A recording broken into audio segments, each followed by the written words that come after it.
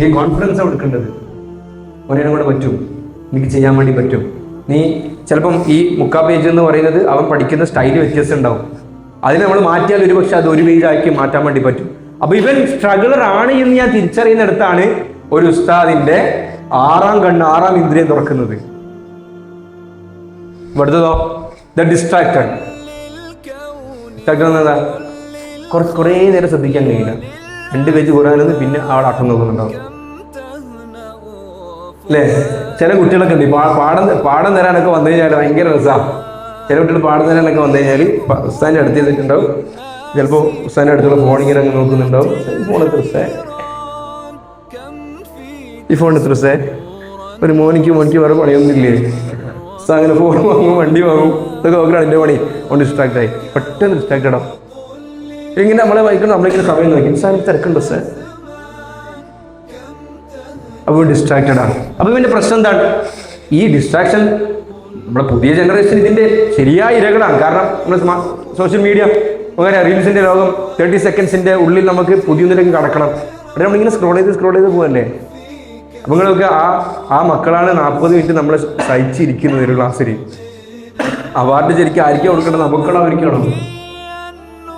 എനിക്ക് ഇതിൻ്റെ അളവിനെ കൂട്ടാനുള്ള ട്രെയിനിങ് ആണ് കൊടുക്കേണ്ടത്. പ്രത്യേകിച്ച് ADHD ഉള്ളതിൻ്റെ അത് നമ്മൾ ശരിക്കും പഠിക്കണം കേട്ടോ. നമ്മൾ ആ ഒരു സാധനം ADHD ഒക്കെ സ്റ്റാർട്ടിങ് ലെവലിൽ ഉണ്ടാകുന്ന ചില സയൻസ് ഉണ്ട്. ചില കുട്ടികളെ പറ്റി നമ്മൾ പറയാറില്ലേ, ഈ ഇരിക്കപ്പൊറുതി ഇല്ലാത്ത പിള്ളേർന്ന്. ചിലപ്പോൾ നമ്മളെ പറ്റി കേട്ടിട്ടുണ്ടാവും കേട്ടോ, ചെറുപ്പത്തിൽ കേട്ടിട്ടുണ്ടോ? ചിലപ്പോൾ ഇരുത്തിയെടുത്ത് നോക്കില്ലല്ലോ. പഠിച്ചോ ഒരു സ്ഥലത്താണ് സീറ്റ് ഉണ്ടാകുക സുബിക്ക്, ഉച്ചക്ക് നോക്കും ഉസ്താൻ ഇപ്പുറത്ത്, രാത്രി നോക്കും ഇപ്പുറത്ത്. ക്ലാസ്സിലാണെങ്കിൽ ഓടിക്കളി അങ്ങോട്ടും ഇങ്ങോട്ടും. നമ്മളെന്ത് ശ്രമിക്കാൻ തരാം, ഓനെ ഒരു സ്ഥലത്ത് കെട്ടിയിടാൻ വേണ്ടി ശ്രമിക്കും. നിങ്ങൾ ക്യാമനാളെ ഓൻ്റെ ആ കളി മാറില്ല, അത് ADHD ആണെങ്കിൽ.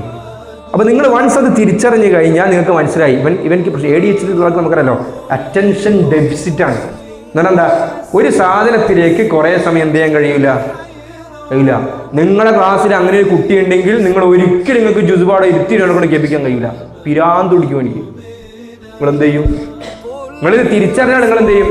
2 പേജ് കഴിയുമ്പം തന്നെ ഓനിങ്ങനെ നമ്മൾ ഓനെന്ത് ചെയ്യും? ഓനിളകും. ഓനൊന്നും നിങ്ങൾ വിട്ടേക്ക്, ഒരു 3 സെക്കൻഡ് വിട്ടോ, പോയി നടന്നിട്ട് വന്നോട്ടെ. അപ്പോൾ ആ ഡിസ്ട്രാക്ഷൻ എനിക്ക് കിട്ടിക്കഴിഞ്ഞാൽ ഓക്കെ, പിന്നെ ഒരു 2 പേജ് ഓതാനുള്ള ചാർജ് കിട്ടും, ഓന് വീണ്ടും വരും. അപ്പോൾ ആണ് അറ്റൻഷൻ ഡെഫിസിറ്റ് ആണ്. പിന്നെ രണ്ടാമത്തെ ഹൈപ്പർ ആക്റ്റീവ് ആയിരിക്കും. ഹൈപ്പർ ആക്റ്റീവ് എന്ന് പറഞ്ഞാൽ വെറുതെ ഇരിക്കാനേ ഇല്ല, എന്തെങ്കിലും ചെയ്തുകൊണ്ടിരിക്കും. ഒന്നുകിൽ ബുക്കിൽ എഴുതിക്കൊണ്ടിരിക്കും, അല്ലെങ്കിൽ പായ കയറിക്കൊണ്ടിരിക്കും, അല്ലെങ്കിൽ ഡെസ്കിൻ്റെ മുകളിൽ ചിത്രപ്പണി ചെയ്തുകൊണ്ടിരിക്കും. ഇവനോടാണ് നമ്മൾ പറയുന്നത് അടങ്ങിയിരിക്കടാന്ന്. ശരിക്കും ഓനോട് കാണിക്കുന്ന ഏറ്റവും വലിയ ക്രൂരത എന്നത്. കാരണം ഓനെ പറഞ്ഞിട്ട് കാര്യമില്ല. ഈ ADHD എന്ന് പറയുന്നത് it's purely connected to brain. അപ്പോൾ എനിക്ക് ചിലപ്പോൾ ക്ലാസ്സിൽ ഒരു കാറിയും ബുക്കിൻ്റെ ആവശ്യം ഉണ്ടാവും. അല്ലെങ്കിൽ ഇപ്പം നമ്മൾ കാണുന്നില്ല ഖുർആൻ, എഴുതുന്ന ഖുർആൻ, അവൻ പാഠം കേൾപ്പിച്ച് കഴിഞ്ഞാൽ അവൻ അത് എഴുതിക്കോട്ടെ, അല്ലെങ്കിൽ അവൻ കളർ ചെയ്തോട്ടെ, അല്ലെങ്കിൽ വേറെ എന്തെങ്കിലും ക്ലാസ്സിലിരുന്ന് പഠിച്ചോട്ടെ. അല്ലെങ്കിൽ നമ്മൾ ഈ സംഭവിക്കുന്നത് നമ്മളെല്ലാ ആളുകൾക്കും ഒരേ ടീച്ചിങ് മെത്തേഡ് എടുത്തു കഴിഞ്ഞാൽ ഇതിൽ നമുക്ക് സൂട്ടാന്ന് ഏതെങ്കിലും ഒരാളുണ്ടാവും. ഇപ്പം ഞാൻ ഇപ്പോൾ ആസ് എ ടീച്ചർ എന്ന നിലക്ക് എനിക്കൊരു കാഴ്ചപ്പാടുണ്ടാവും.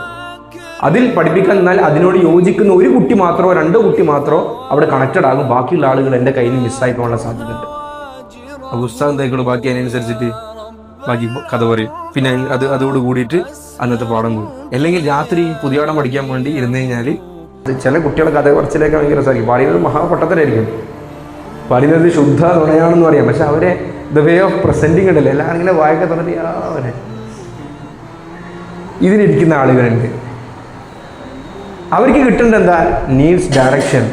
അവർക്ക് ഗൈഡ് ചെയ്യാൻ നിങ്ങൾ ചെയ്യേണ്ടത്, ഒപ്രഷൻ അല്ല, മിണ്ടാതിരിയടാ എന്നല്ല എന്നോട് പറയേണ്ടത്. അത് അവനിക്ക് ഇൻമേറ്റ് അള്ളാഹു കൊടുത്ത കഴിവാണ്, സംസാരിക്കാൻ പറ്റുക എന്നുള്ളത്. അങ്ങനത്തെ ആളുകളാണ് പിൽക്കാലത്ത് ഇങ്ങനെ ട്രെയിനിങ് ഒക്കെ എടുക്കുന്നത്. മഹദി. അപ്പോൾ നമ്മൾ അവിടെ ഒപ്രസ് ചെയ്യപ്പെട്ടാൽ തീർച്ചയായും ആ സ്കില്ലിനെ നമ്മൾ ജീവനോട് കുഴിച്ചു മൂടുകയാണ്. നേരെ മറിച്ചിട്ട് എൻ്റെ കുട്ടി, ചില കുട്ടികളാണ് ക്ലാസ്സിലേക്ക് വന്നു കഴിഞ്ഞാൽ ഇങ്ങോട്ട് എന്ത് സംസാരിക്കുന്നത്, എന്താ അങ്ങോട്ടൊക്കെ ഇങ്ങോട്ടൊക്കുന്നത്. ഇവരോട് നമ്മൾ വെറുതെ ഡയലോഗ് ഉണ്ട് ഉസ്താദിൻ്റെ. നമ്മളെന്താ പറയില്ല സാധനം ഇവനോട്, ഇവന്മാരോട്? നീ എന്താ ഒരു വലിയ ആളുകളെ ഇരിക്കുന്നത്? നിന്നെ ക്ലാസ്സിൽ ലീഡറാക്കിനോ, എന്നെ ക്ലാസ്സിൽ അമീറാക്കിനോ? എന്തോ ഒരു അവസ്ഥ ആലോചിക്കട്ടെ നിങ്ങൾ. ആ കുട്ടി അങ്ങനെ ചെയ്യുന്നുണ്ടെങ്കിൽ അവൻ ഭാവിയിലെ ലീഡറാണ്. അത് ലീഡർഷിപ്പ് ക്വാളിറ്റിയാണ്, സ്കില്ലാണ്. അത് ചിലത് ഉണ്ടാക്കിയെടുക്കേണ്ടതുണ്ട്, ചിലത് ജന്മനാ കിട്ടേണ്ടതുണ്ട്. അപ്പോൾ നമ്മളങ്ങനെ കുട്ടിയെ കാണുമ്പോൾ അൽഹംദുലില്ലാ ഭാവിയിലെ MP യോ MLA യോ അല്ലെങ്കിൽ സ്റ്റേറ്റിന്റെ ചിലപ്പോൾ ചീഫ് മിനിസ്റ്റർ വരെ ആകാൻ നിൽക്കുന്ന ആളാണ് ഈ നിൽക്കുന്നതെന്ന് കണ്ടിട്ട് അവനെ പോസിറ്റീവായ രീതിയിൽ അപ്രോച്ച് ചെയ്യാൻ വേണ്ടത്. അപ്പോൾ ക്ലാസ്സിലൊരു കുട്ടി സംസാരിക്കുന്നുണ്ടെങ്കിൽ അവനെ കൊണ്ട് നമ്മൾ എന്ത് സംസാരിപ്പിക്കണമെന്ന് തീരുമാനിക്കേണ്ടത് ആരായിരിക്കണം? ഉസ്താദായ. അല്ലാതെ അവൻ്റെ വായ അടച്ച് മൂടിക്കെട്ടാൻ വേണ്ടി ശ്രമിച്ചാൽ അവൻ ക്ലാസ്സിൽ നിന്ന് വായ പൂട്ടുമായിരിക്കും, പക്ഷേ വേറെ സ്ഥലത്ത് നിന്ന് വാതിറക്കും. അത് ഇതിനേക്കാൾ അപകടവശരായിരിക്കും. അടുത്തത്, എനിക്ക് താല്പര്യമില്ല ഉസ്താദേ, എൻ്റെ ഉമ്മാക്കും ഉപ്പാക്കും അങ്ങനെ ഒരു ആഗ്രഹം, അവരെപ്പോ ഒരു നേർച്ച വെച്ച് എൻ്റെ ലാസ്റ്റ് മോനെന്ത് ചെയ്യണം, അഫാക്കണം, കാലൊക്കെ ഞാൻ എന്തായിപ്പോയി ആശ്രമമായിപ്പോയി. കൊണ്ടിട്ട് ഇയാൾ പറഞ്ഞതുപോലെ എന്താ പള്ളിയിൽ അച്ഛനാകാൻ വേണ്ടി അല്ലേ മോനെ നീ എന്ത് ചെയ്യണം, നിന്റെ പള്ളിയിൽ അച്ഛനാക്കാൻ വേണ്ടി ഞാൻ നേർച്ച വെച്ചിരിക്കുന്നു. മോൻ പറഞ്ഞു അച്ഛാ ഞാനും അങ്ങനെ നേർച്ച വെച്ച് പോയല്ലോ, ഇതിന് എൻ്റെ മകനെ പള്ളി അച്ഛനാക്കാൻ. ഇങ്ങനെ ഒരു വലിയ ഗ്രൂപ്പുണ്ട് നമ്മുടെ കൂട്ടത്തിൽ. അടുത്ത സംസാരിച്ച് പല കുട്ടികളും പറയുമ്പോൾ പറയും സാർ എനിക്ക് താല്പര്യമില്ല, അങ്ങനെ ഉമ്മയിപ്പം ഇങ്ങനെ പറഞ്ഞു. അതിന് റൂട്ടിൽ പണിയെടുക്കേണ്ട ഒരു സാധനമാണ്. ഏറ്റവും എളുപ്പത്തിൽ ചെയ്തു കൊടുക്കാൻ പറ്റുന്ന അടുത്ത കാര്യം എന്താ, കുട്ടിക്ക് ഇൻസൈറ്റ് ഉണ്ടാക്കി കൊടുക്കുക എന്നുള്ളതാണ്. ശരി മോനെ, നീ വന്നത് നിന്റെ ഉമ്മാക്ക് ഉപ്പാക്കാൻ വേണ്ടി ശരി തന്നെ, പക്ഷെ ഇപ്പൊ നമുക്കത് ചേഞ്ച് ചെയ്യാലോ.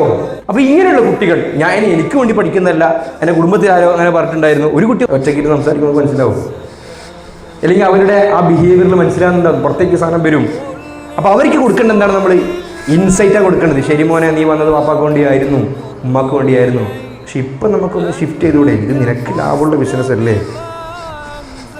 നമ്മൾ ഉപ്പ ചെയ്ത കച്ചവടം നമ്മൾ എന്തിനാണ് ചെയ്യുന്നത്? അവൻ്റെ ഉപ്പ എന്ത് കരുതിയിട്ടാണോ? ആണോ? പിന്നെ ഈ കച്ചവടം ചെയ്താൽ എനിക്കും എന്തുണ്ട്, ഗാന്ധിജിൻ്റെ ചിത്രമുള്ള പേപ്പർ കടലാസ്.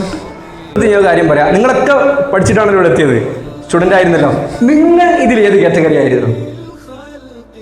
അതായിരിക്കും കുറച്ചും കൂടി എടുക്കും. സുയിലേ, ശരി സാറേ, ഞാൻ ആ ശിഷ്യ എന്നുള്ളതൊക്കെ വിളിച്ചതാണ്. ശരി സാറേ, in which category do you fall? എതിരാ ഉണ്ട് അല്ലേ? കറക്റ്റായി ആരുണ്ട്? ഇതാണ് നമ്മുടെ ഇൻസൈറ്റ് കിട്ടുക എന്ന് പറയുന്നത്. എൻ്റെ കുട്ടി ഒരാൾ വരുമ്പോൾ അയാളെ സംസാരം കേൾക്കുമ്പോൾ ഇത് ഏതാ വകുപ്പ്, നമുക്ക് അല്ലാഹു മാപ്പ് തരട്ടെ. ഒരു കുട്ടി ഭയങ്കര ആവേശം കാണിക്കുന്നുണ്ടെങ്കിൽ നമ്മുടെ ഒരു നാടൻ മറുപടി ഉണ്ട്. ഞാൻ പറഞ്ഞിട്ട് എന്താണ് നിങ്ങൾ പറയണോ? നമ്മളങ്ങനെ പറഞ്ഞു വെച്ചിട്ടുണ്ടോ? നമുക്ക് മാപ്പ് തരട്ടെ. അല്ല, തുടക്കക്കാരൻ്റെ ആവേശമാണ്, 2 മാസം കഴിയുമ്പോഴല്ലേ ശരിയായിക്കോളും. പുതിയ ജോലിക്ക് ഒരാൾ വന്നാൽ എന്ന് പറയില്ലേ, മീറ്റിംഗ് ഒക്കെ ഉണ്ടാകുമ്പോൾ പുതിയ ആൾക്ക് എന്ത് ഭയങ്കര ചാടിക്കൊരു ആവശ്യം പറയും, ബാക്കിയുള്ള സീരിയസ് മൂലക്ക് ഇതൊരു ചിരി പാസാക്കുന്നുണ്ടാവും. ആ ചിരിന്റെ അർത്ഥം എന്താണെന്നറിയോ? എന്താ, ഇതൊക്കെ നമ്മളെ എത്ര കണ്ടതാവേ, നീ അങ്ങ് പറഞ്ഞോ, ഇവിടെ ഒന്നും നടക്കത്തില്ല. ഇത് സത്യത്തിൽ ഈ എൻ്റെ രസമല്ല. എന്നിട്ട് ഈ കുട്ടിന്റെ തീയെ ആരടച്ചു കിടത്തി, ഏതുപോലെ ഓല കൊണ്ട് അടിച്ചു കിടത്തി. ഇനി 4 മാസം നമ്മൾ വരും, അവിടെ നീ വന്നപ്പോ എന്നെ ഉഷാറായിരുന്നു, ഇപ്പൊ എന്താ ഇങ്ങനെ ആയിപ്പോയത്? ആ കുട്ടിക്ക് അടിക്കാനുള്ളൊരു സ്പേസ് കിട്ടിങ്ങനെ അടിച്ചേനെ. നമ്മളെ കോവക്കറിൽ സ്പേസിലും ഈ സാധനം വരുന്നുണ്ട്, നമ്മളൊക്കെ കേട്ടിട്ടുണ്ട്. വന്നപാടുള്ളതായോണ്ടാ ശരിയായിക്കോളും, ഇപ്പോൾ ശരിയായി, ഒന്നും മിണ്ടാറില്ല. എന്നിട്ട് പരാതിയും എന്തേ നിങ്ങളെന്തെന്ന് പറയാത്തത്? അപ്പൊ ഇത് തിരിച്ചറിഞ്ഞിട്ടില്ലെങ്കിൽ നമ്മൾ ഉപയോഗിക്കുന്ന ഈ പറഞ്ഞ അതൊരു നാടൻ വർത്തനം, ആ വന്ന പാടല്ല, അത് ആവേശമുണ്ട്, ശരിയായിക്കോളും. അപ്പൊ ആ കുട്ടി കേൾക്കുമ്പോൾ എന്നെ മനസ്സിലാക്കുന്നില്ലല്ലോ ഉസ്താദ്. ഞാൻ ഒരു ഉദാഹരണം കൂടി പറയാം. നബി സല്ലല്ലാഹു അലൈഹി വസല്ലമ തങ്ങൾ ജിബ്രീൽ ഓതി കൊടുക്കുമ്പോൾ അത് മറന്നു പോകരുത് എന്ന ലക്ഷ്യത്തിൽ നബി തങ്ങൾ ജിബ്രീൽ ഓതുമ്പോൾ അതേ സമയം ചുണ്ടനക്കും, ഒപ്പരോതും. ഇവിടെ നമുക്ക് ആരെ കാണാം? The motivated memoriser. അപ്പൊ അതെന്താ പറഞ്ഞത്? ലാ തുഹർരിക് ബിഹി ലിസാനക ലിതഅജല ബി ഇന്ന അലൈനാ ജംഅഹു വ ഖുർആൻ. നബിയെ, നിങ്ങൾ ബേജാറാകണ്ട, നിങ്ങൾക്ക് മറന്നു പോകുന്നുള്ള പേടി കൊണ്ടാണല്ലോ ജിബിരിയിൽ ഓതുമ്പം തന്നെ കൂട്ടത്തിൽ വന്നത്. നമ്മൾ പേടിക്കണ്ട, അത് നമ്മൾ ഏറ്റിട്ടുണ്ട്, നമ്മൾ ശരിയാക്കി തരും.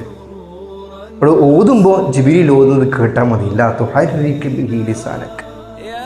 നമ്മളാണെങ്കിൽ എന്താ പറയുക, ഇരിക്കുന്നതിന് നമുക്ക് കാര്യം കിട്ടുന്നു. നമുക്ക് മാപ്പാക്കി തട്ടെ. അപ്പം